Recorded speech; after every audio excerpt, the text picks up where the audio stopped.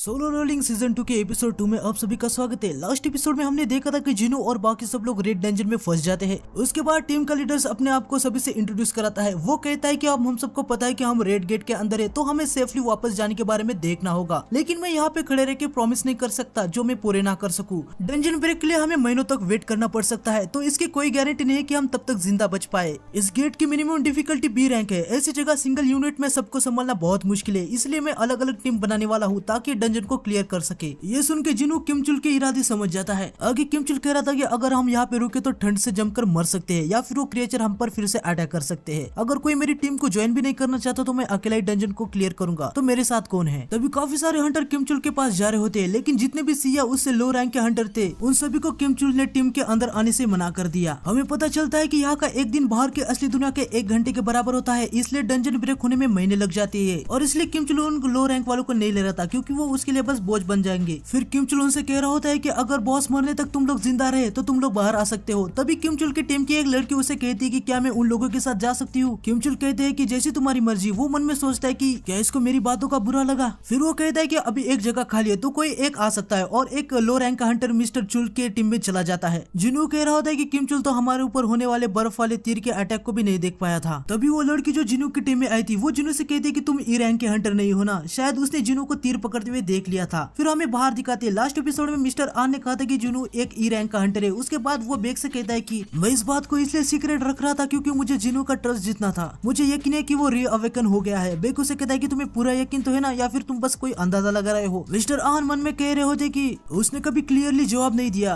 वो बेग से कहता है कि फिलहाल तो ये मेरा अंदाजा ही है। ये सुन के बेग कहता है तो हमारी आखिरी उम्मीद बस किमचुल है। मिस्टर आन मन में कह रहे होते कि अगर मिस्टर बेग आप जिनू को एक्शन में देखते ना, तब आपको पता चलता कि मैं क्या कहने की कोशिश कर रहा हूँ। तभी सर्विलेशन टीम के फर्स्ट डिवीजन का मैनेजर जू सांगचन कहता है किमचुल संभाल लेगा सर, उसका रिकॉर्ड काफी अच्छा है। उसकी फाइटिंग की एबिलिटीज भी व्हाइट टाइगर गिल्ड के दूसरे स्क्वाड मेंबर की तरह ही है। ये सुन के बेग को थोड़ा सा रिलीफ मिलता है। वो आशा करता है कि किमचुल बाकी बी रैंक के हंटर के साथ डंजन को क्लियर कर देगा। सांगचन मिस्टर आन से कह रहे होते कि आप किसी ई रैंक के हंटर की बात कर रहे हो जो री अवेक हो गया है। मुझे लगता है कि किमचुल उस जैसे बिना इन एक्सपीरियंस हंटर से काफी ज्यादा परफेक्ट है। मिस्टर आन मन में कह रहे होते कि वो तो आखिर में देखा जाएगा कि कौन सही है। डोंगसू भी यहाँ पे पहुंच चुका था। वो कहता है कि यहाँ पे चल क्या रहा है, ये तो एक सी रैंक का गेट होना चाहिए था ना, ए रैंक का गेट अपीयर हो गया क्या। वैसे व्हाइट गिल्ड का मास्टर यहाँ पे क्या कर रहा है। बेग डोंगसू को बड़े ही गुस्से भरे नजरों से देखता है, और बाकी सब डोंगसू को देख के काफी ज्यादा डर रहे थे। बेग डोंगसू से पूछता है कि तुम कोरिया में क्या कर रहे हो। डोंगसू से कहता है कि मेरा थोड़ा सा काम है यहाँ पे। वैसे वो ई रैंक वाला हंटर व्हाइट गिल्ड टाइगर में ज्वाइन हुआ है, तुमने ऐसे ई रैंक के लूजर को आखिर अपने गिल्ड में आने क्यों दिया। बेग कहता है कि आखिर तुम किसकी बात कर रहे हो। डोंगसू कहता है मैं जुनू की बात कर रहा हूँ जो अभी अभी डंजन में गया है। संग जुनू का नाम सुन के बेग थोड़ा सा हैरान हो जाता है। वो सोचता है कि डोंगसू जुनू को कैसे जानता है। डोंगसू गेट को छूता है और कहता है कि यार ये तो एक रेड गेट है। फिर हमें जुनू को दिखाते हैं। वो उस लड़की से पूछता है कि तुम सभी तो यहाँ पे नहीं हो, तो ऐसी सिचुएशन में भी तुम इतने शांत कैसे हो सकते हो। वो लड़की बताती है कि क्योंकि हमें ट्रेनिंग में सबसे पहले यही बात बताई गई थी कि डंजन में कुछ भी हो सकता है, और किमचुल को व्हाइट टाइगर गिल्ड के इलाइट स्ट्राइक स्क्वाड में ज्वाइन होने के लिए स्पेशल ट्रेनिंग भी दी गई है। फिर दोनों टीम अपने अपने रास्ते तय करती है और एक दूसरे को गुड लक कहती है। वो लड़की जिनू से कहती है कि आपने अभी भी मेरे सवाल का जवाब नहीं दिया। जिनू उसे फिर से कुछ खास जवाब नहीं देता। वो लड़की समझ जाती है कि जिनू कम से कम ए या उससे भी ज्यादा रैंक का हंटर है। आगे किमचुल को आइस बियर के नाखून के निशान दिखते हैं। वो कहता है कि उनको रुक जाना चाहिए था। लगता है उस ई रैंक हंटर की वजह से बाकी सबकी जान चली जाएगी। तभी उसका एक साथी कहता है जाने दो, अब ई रैंक वाले से क्या ही एक्सपेक्ट करना, उसे तो ढंग की ट्रेनिंग भी नहीं मिली होगी। तभी किमचुल सोचने लगता है उनके टीम में ज्यादातर सी रैंक और एक बी रैंक का भी हंटर था, तो मुझे वो ग्रुप का लीडर क्यों लगा। जाने दो, वैसे भी वो मर जाएगा। फिर हमें बाहर दिखाते हैं जहाँ डोंगसू को यकीन नहीं हो रहा था कि ये रेड गेट है। उसकी सारी मेहनत पे पानी फिर गया था। वो कहता है कि तुम्हारा पता लगाना मुश्किल है जिनू। और यहाँ बेग भी काफी ज्यादा कंफ्यूज था। उसे कुछ समझ नहीं आ रहा था कि सभी लोग जिनू के पीछे क्यों पड़े हैं। आगे हम देखते हैं कि किमचुल कुछ आइस बियर को मार डालता है। उसकी टीम के सारे मेंबर काफी ज्यादा खुश हो रहे होते हैं। वो कहते हैं कि हम सेफ है, पर किमचुल मन में कह रहा होता है कि मैं इतना तो स्ट्रांग हूँ कि कुछ आइस बियर को मार सकता हूँ। बाकी मेंबर जल्दी से बियर का मीट ले रहे होते हैं जो कुछ दिन इनके खाने के लिए ठीक है। किमचुल के मेंबर कह रहे होते हैं कि चलो अभी हमें थोड़ा सा आराम करना चाहिए, हमारी शुरुआत तो काफी अच्छी हुई है। किमचुल उनसे कहता है कि तुम लोग क्या बात कर रहे हो, जब तक हम इस फॉरेस्ट से नहीं निकलते तब तक हमें काफी सावधानी से काम लेना होगा। फिर हमें जिनू और उसके टीम को दिखाते हैं। तभी वो लड़की कहती है सब लोग रुक जाओ, हम इससे आगे नहीं जा सकते। जिनू पूछता है क्यों। वो लड़की कहती है कि देखो उस जगह पे काफी सारे निशान है, ये पूरा एरिया आइस बियर का है, हमें उन मैजिक बीस्ट से आने से पहले यहाँ से वापस निकलना चाहिए। जिनू कहता है तो ये पूरा एरिया आइस बीस्ट का है। वो लड़की सोचने लगती है क्या मैंने कुछ गलत कहा। वो जिनू को कहती है हाँ। जिनू कहता है तो हमें इधर से वापस जाने की क्या जरूरत है। वो लड़की है कि मैंने जो कहा आपने वो सुना नहीं क्या, आप मरना चाहते हो। जिनू उसे समझाता है अगर ये एरिया बियर्स का है इसका मतलब यहाँ पे हमारे दुश्मन से बियर्स है और उनकी चिंता करने की कोई जरूरत नहीं है, उन आइस एल्फ से इनका मुकाबला करना आसान है। वो लड़की समझ जाती है, वो कहती है कि ये बात मेरे दिमाग में क्यों नहीं आई। फिर जिनू उस लड़की से कह रहा होता है कि क्या तुम्हें इस आउटफिट में ठंडी नहीं लग रही। वो अपनी इन्वेंटरी खोल के सबको वार्म फर कोट देता है। उस लड़की के साथ सभी के सभी जिनू का ये मैजिक देख के काफी ज्यादा शॉक हो जाते हैं। सॉन्गी कहती है कि मिस्टर आप क्या है। जिनू उसे कहता है कि मेरी वजह से तुम यहाँ पे फंस चुकी हो तो मैं तुमको प्रोटेक्ट करूंगा, इसके बदले तुम मुझसे कोई भी सवाल नहीं करोगी और तुम सब पर भी ये बात लागू होती है। तभी वहाँ पे आइस बियर आ जाता है, सभी लोग पैनिक हो जाते हैं। वो जिनू से कह रहे थे कि आपने तो कहा था कि इस आइस बियर के बारे में चिंता करने की कोई भी जरूरत नहीं, पर ये हाई रैंक के आइस बीस्ट है। वो लड़की कहती है कि हमें यहाँ पे आना ही नहीं चाहिए था, मैं इसे डिस्ट्रैक्ट कर दियो, तुम लोग इसे मारने के लिए कोई रास्ता ढूंढो। तभी जिनू उसे शांत करता है और आगे जाता है और उसे कहता है कि तुम चिंता मत करो, मैं इसे देख लेता हूँ। वो लड़की कहती है कि चाहे तुम कितने भी स्ट्रॉन्ग हो पर वो बीस्ट हाई रैंक का है। जिनू वुल्फ असैसिन टाइटल में स्विच करता है, जिससे बीस्ट टाइप मॉन्स्टर के खिलाफ जिनू को सारी एबिलिटीज 40% बढ़ जाती है। जिनू एक लंबी छलांग लगाता है। वो मन में कह रहा होता है कि अभी के लेवल और टाइटल को ऐड करने से मैं इसको अपने हाथों से ही हरा सकता हूँ। और वो उस बीस्ट के सिर के ऊपर एक जोरदार मुक्का मारता है। इसे देख के सभी लोग काफी ज्यादा शॉक हो जाते हैं और कहने लगते हैं उसने एक ही पंच पे आइस बीस्ट को हरा दिया। जिनू को काफी सारे एक्सपीरियंस पॉइंट मिलते हैं क्योंकि ये जो मॉन्स्टर होता है ना, ये हाई रैंक का होता है और जिनू का लेवल भी अप हो जाता है। वो लड़की जिनू से कह रही होती कि आखिरकार आप है कौन। फिर हमें बाहर दिखाते हैं जहाँ बेक डोंगसू से पूछ रहा था कि तुम यहाँ जिनू के लिए क्यों आए हो, आखिर तुम्हें उससे क्या काम है। डोंगसू से कहता है कि इससे तुम्हें कुछ लेना देना नहीं है, मुझे उसके साथ थोड़ी मस्ती करनी है। बेक उसे कहता है कि चाहे तुम्हारा उसके साथ कोई भी काम हो पर रेड डेंजन का हम कुछ नहीं कर सकते, ये कोई नॉर्मल डेंजन नहीं है। वो लोग किसी डेजर्ट, किसी जंगल या किसी जहरीले सांप और कीड़े से